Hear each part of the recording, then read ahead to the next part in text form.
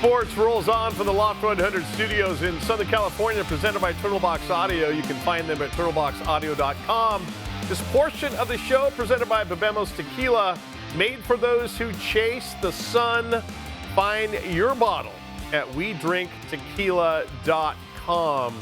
We talked about Miami and Indiana will be getting together in the national championship coming up down in South Florida in about a week's time, and we are so stoked that we've got a former NFL veteran quarterback, almost 10 years in the NFL. He is the longtime color analyst for the Dallas Cowboys radio network. And oh, by the way, yes, he played quarterback for those Hoosiers.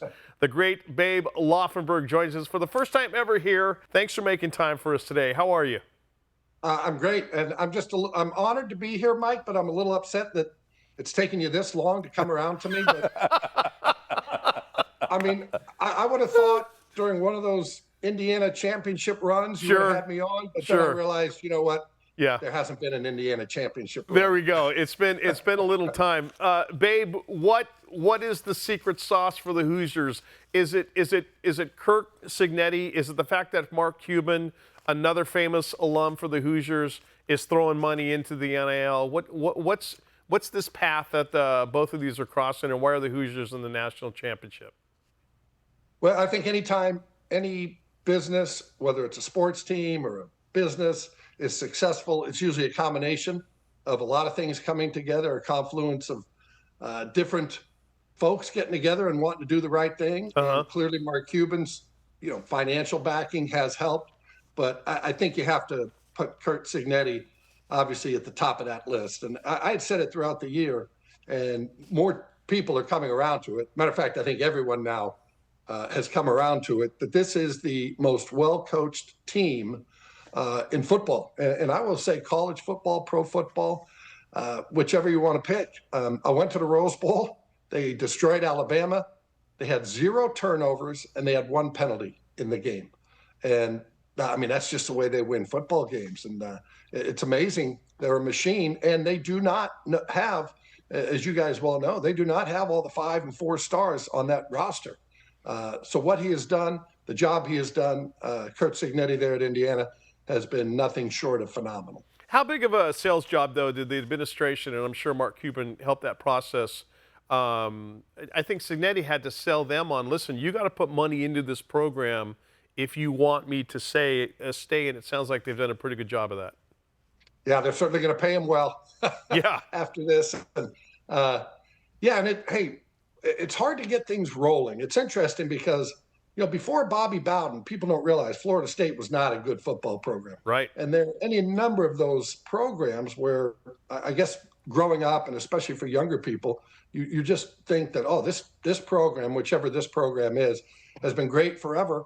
And it's not always the case. So the hardest thing for me is for a program like Indiana to turn the corner. But once you do, I know they've already got one of the best transfer portal quarterbacks coming, Josh Hoover, who played at TCU.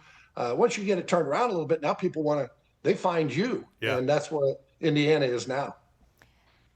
Babe, as a Southern California native, and we know that you played for the great Lee Corso at Indiana. How did he recruit you away and get you at Indiana to play for him? And tell us about how that all came about. Well, I will tell you, I just talked to Coach Corso yesterday. We talk every 3 weeks. He always tells me, "Babe, I love you," which he never did when I was his quarterback. Trust me. Okay. There was not a lot of love being passed around, but.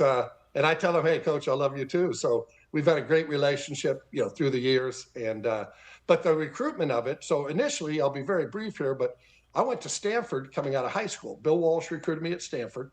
Bill Walsh, after my freshman year, left to go to the 49ers, and John Elway came the following year. So as a quarterback, I looked at it, and I always tell people, if I was smart enough to get into Stanford, I was smart enough to know when to leave. And when Elway showed up, I said, "Yeah, this doesn't look real good for me here." So anyway, long and short, ended up going to junior college to get my eligibility back, because at that time you were sitting out a year or 2. If I went to USC from Stanford, you would have had to sit out 2 years, and you couldn't be on scholarship. So we didn't have money to go to a private school. So long and short, I go to junior college. I play. Lee Corso comes out, recruits me out of junior college. He's at Indiana, of course. And he found out, or I told him maybe my girlfriend was a huge Burt Reynolds fan. And Burt Reynolds and Lee Corso were college roommates. They played together at Florida State, remained friends till the day Burt Reynolds died. Oh, my gosh. So we go down. He said, well, bring her. We're going to go down. We're going to watch Burt Reynolds' film Paternity, which was a movie he was doing with Beverly D'Angelo at the time. And we go down to the Universal lot, and, there's Burt Reynolds. And you have to be of age to know Burt Reynolds was literally labeled the sexiest man alive. He was the biggest movie star in the world at that time. And so we're down there, here I am going, oh my gosh. So we're on the set with Burt Reynolds. He's filming. They stop shooting at one point. He comes over, and my girlfriend, after, we revived her because he gave a little kiss on the cheek. He then comes to me and Coach Corso says, hey, you can just imagine Lee Corso, right? They say, hey, Burt, trying to get this guy. He's a hotshot kid out of California, trying to get him to Indiana. And Burt Reynolds pulls out his wallet and he says, oh gosh, what's it going to take? And he starts flipping through money. And I swear to you, he had more cash in his wallet than I had made in my life. Right? And I was like, hey, don't do that. You can't do that. That's illegal. Of course, today, you just say, hey, how much do I need to Venmo you? What's it going to take? $4 or $5 million? Exactly. So anyway, had a great time on the set. Again, I'm sitting there, having grown up in Los Angeles. It's funny. Everybody assumed you lived next to Jack Nicholson and Shirley MacLaine was across the street and all these movie stars. That was not. We had a fireman next door to us, a police officer across the street, and then the butcher at the supermarket next door to them. So that LA was not my LA. So meeting Burt Reynolds that day was just awesome. And anyway, long and short, that wasn't the only reason I went, but that kind of sold the deal for me. Babe, Dave still has Burt Reynolds' poster on his bedroom wall. That's how big of a fan Dave was of Burt Reynolds. Hey, a couple of weeks ago when I was doing the game for Westwood One down the sidelines, you were kind enough to introduce me to Troy Aikman, who was just so gracious and so great with his time. And you've got a very, very special relationship, not only with Troy, but also with former Dallas Cowboys quarterback and head coach, Jason Garrett. If you can, we've got about 2 minutes left in this segment. We're going to hold you over until the next segment. But talk about your weekly quarterback meetings and you guys getting together and discussing football. Yeah, well, first I want to tell the group, when we walked down, it was the Raiders game out there in Las Vegas, and you and I walked down from the press box, and we go over to see Troy on the sideline. Troy took a look at you and said, what do you got, a bodyguard now? I said, no, just a friend. But yeah, so the three of us, it's funny, we say, or we'll text, hey, quarterback meeting tomorrow at 4. Love it. We always go to the same place, get the same corner table, all that. Yep. But we don't really, we're not drawing up plays, but it's just a way for us to get together, and kind of started out during the pandemic a little bit, and we've just kept it going.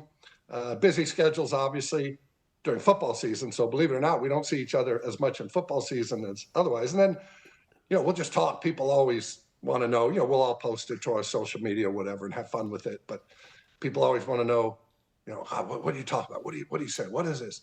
And typically what we do is we'll throw out a topic and then we'll kind of discuss that topic. So Troy usually starts it and he'll say, hey, look, why don't we talk about what it's like to be the starting quarterback in 3 Super Bowls? So Jason and I just kind of look at each other and say, okay, well, go ahead, Troy. Why don't you just go? Why don't you start? And then we'll finish that up. And then he'll say, let's talk about our induction speeches at the Pro Football Hall of Fame. Oh, my God. Just giving it to you guys. I look at Jason and I say, well, I guess, Troy, why don't you lead this discussion too? We have a lot of fun with it. I will tell you quickly, I know we're on a time crunch here, but only one person, everybody obviously that wants to say, hey, I want to be there. I want to go. I want to be in that group. I want to be in a quarterback club. Only one person has ever showed up, and I brought him, and I was late. I'm never late, always on time. So I get in there. We had a 4 o'clock. I show up. Troy says, he looks his way. So, I'm sorry. Did we say 4:06 today? Did we say 4:06? Because that's what time it was. Right. And I said, hey, there's been this guy. He has just been killing me. He wants to come. And I said, I know the unwritten rule is no outsiders, but I said, I told him he'd come. And they both, like, the faces went like, what the hell, you know? And I had him right down below on the stair, and I brought him up. It was Roger Staubach. Oh, okay. Awesome. There you go. So, that's your fourth guy. I picked up Roger at his house, and that works. You know, I told Roger the whole deal, and he kind of waited. Then we come up, and it was like a scene from Cheers, if you remember. Like Norm walks in, Norm, yeah. So in comes Roger, and they're both like in unison, just go, Roger. I love it. All right, Babe, listen, stay there. On the other side, we're going to talk about the divisional round of the NFL games. Also, we'll talk about your late, great son, Luke, as well, as Offside Sports rolls on after this.